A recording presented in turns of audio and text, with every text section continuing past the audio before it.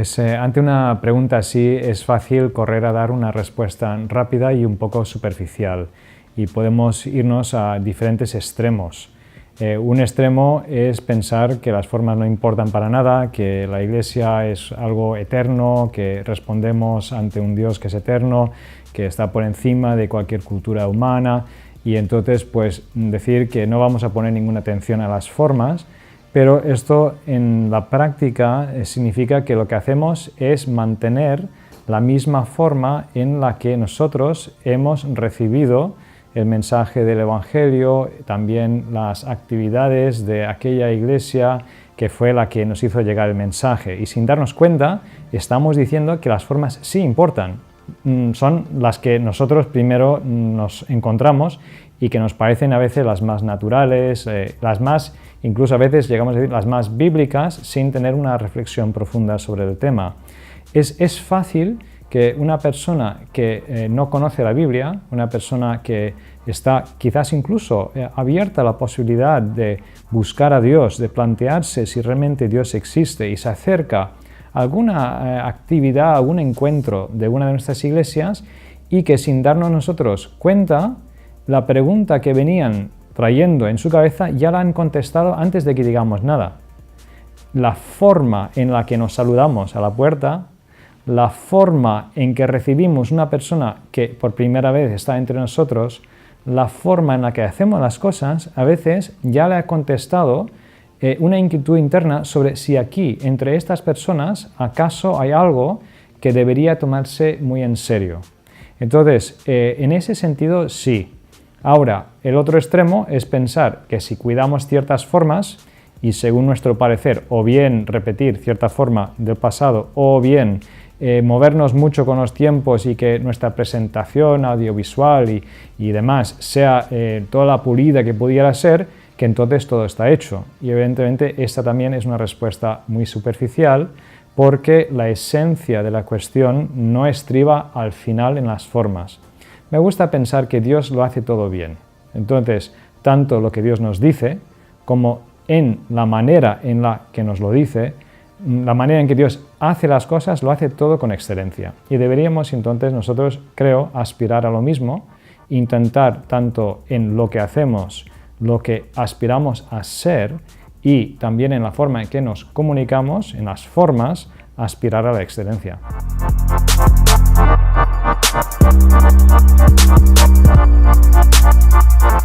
Pues creo que hay mucho que podemos aprender de la historia y concretamente en el terreno de la predicación también. Es un dicho muy repetido, el que no estudia la historia, que no aprende la historia, está condenado a repetir los errores de la historia.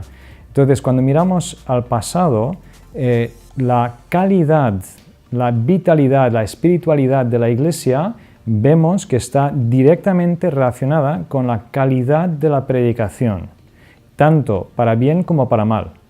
Entonces, si pensamos en momentos de la historia de la Iglesia cuando había muy poca vitalidad espiritual y examinamos qué era lo que se predicaba los domingos, nos encontramos, pues, por ejemplo, los estudiosos de la historia de la Iglesia y de la predicación nos dicen en la Edad Media.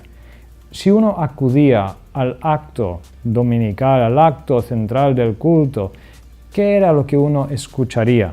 Pues entonces era habitual que se fuera a escuchar un sermón que no estaba elaborado, que no había sido estudiado, desarrollado por el sacerdote, por el oficiante, sino que leía algo que había descubierto en otra fuente, o segundo, desarrollaba pues una argumentación teórica vinculada a un juego de palabras, que todo dependía de la ingeniosidad del sacerdote oficiante.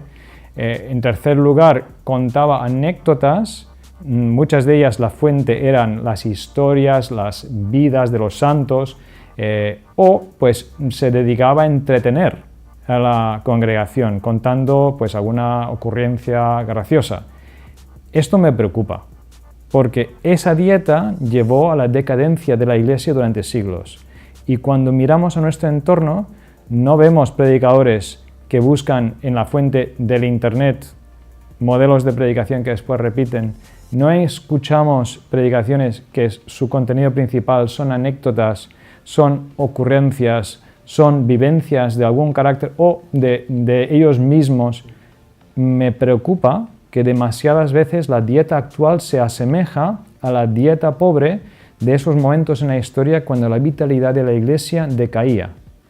Por el contrario, cuando se producen los grandes momentos de avivamiento, la Reforma del siglo XVI o los sucesivos avivamientos posteriores del siglo XVIII y de otros, ¿qué produjo estos avivamientos? Pues claro, detrás de las escenas, de forma invisible, está la mano soberana de Dios, pero los agentes que Dios utilizó fueron predicadores expositivos de la palabra. Lutero y los otros reformadores, antes que nada, fueron predicadores que fueron a la fuente de la palabra de Dios para explicarla y aplicarla a su sociedad actual. Y esto se repite en los otros avivamientos. Entonces, hoy, ¿qué deberíamos hacer para llegar a una sociedad secular, una sociedad que desconoce la Biblia, una sociedad que no sabe la revelación de Dios? Debemos acudir a la fuente, a la Biblia, debemos explicarla y aplicarla. Ese es el método, no solamente que corroboramos por un estudio de la historia, sino que la Biblia misma, Dios mismo nos dice, eso es la predicación, la explicación y la aplicación del mensaje escrito de la revelación de Dios.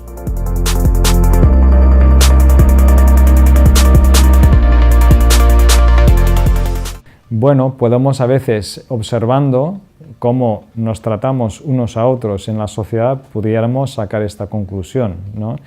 Y creo que asociado a esto o escondido hay uno de los mitos, una de las narrativas que nos contamos a nosotros mismos, que son como mucho media verdades y que después resulta que son más bien mentiras.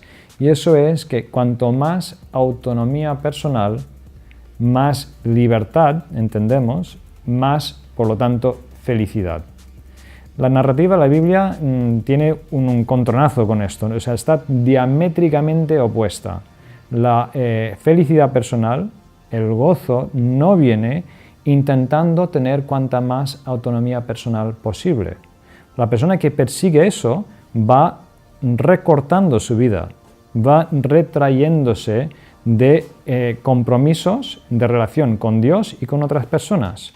Pero eso al final encoge su vida, va empobreciéndolo y al final eso no lleva a la felicidad personal. Y no es difícil ver en la sociedad actual ese proceso, ¿no? Entonces, ¿está pasado de moda? Pues en un sentido ya es cada vez menos habitual premiar la fidelidad. Es una de las narrativas constantes que leemos en las series y las películas. Si estás en una relación con una persona, pero ya no eres feliz en esa relación, surge otra persona y parece ser que esta nueva persona te va a hacer feliz, pues entonces es más importante perseguir el camino hacia la autonomía, la felicidad, supuestamente, que mantener la fidelidad a la primera persona. Es una narrativa muy recurrente, ¿no? Entonces, está pasando, pues por el funcionamiento de la sociedad pareciera que sí, pero los resultados que cosechamos nos demuestran que, como siempre, la receta de Dios es la que funciona. Y la felicidad personal pues va muy ligada a la fidelidad, porque nuestra fidelidad a Dios y otras personas está basada en el hecho de que tenemos un Dios fiel, que nos ha creado para que tengamos un anhelo de amor fiel. Y eso en la sociedad actual, ¿dónde se encuentra?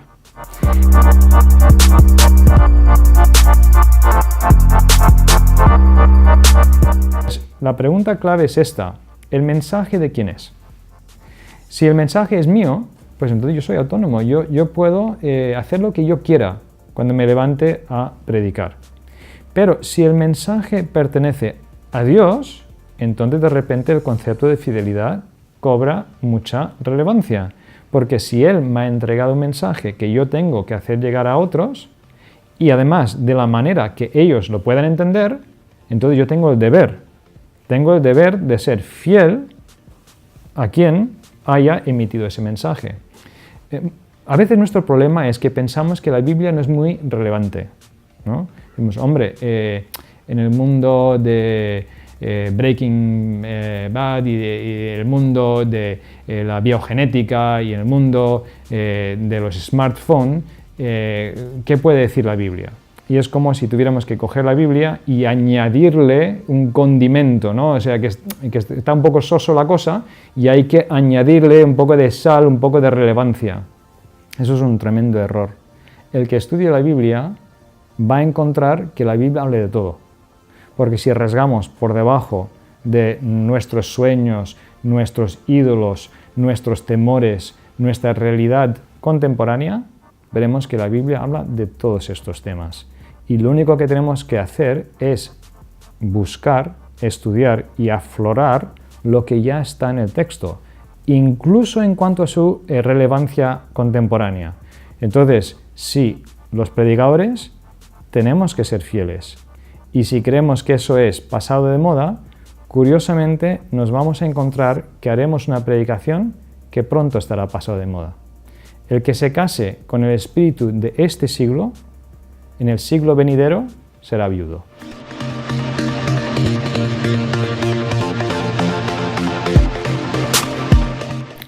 Pues si queremos que la sociedad conozca más a Jesús, la respuesta más sencilla es que deberíamos parecernos más a Jesús.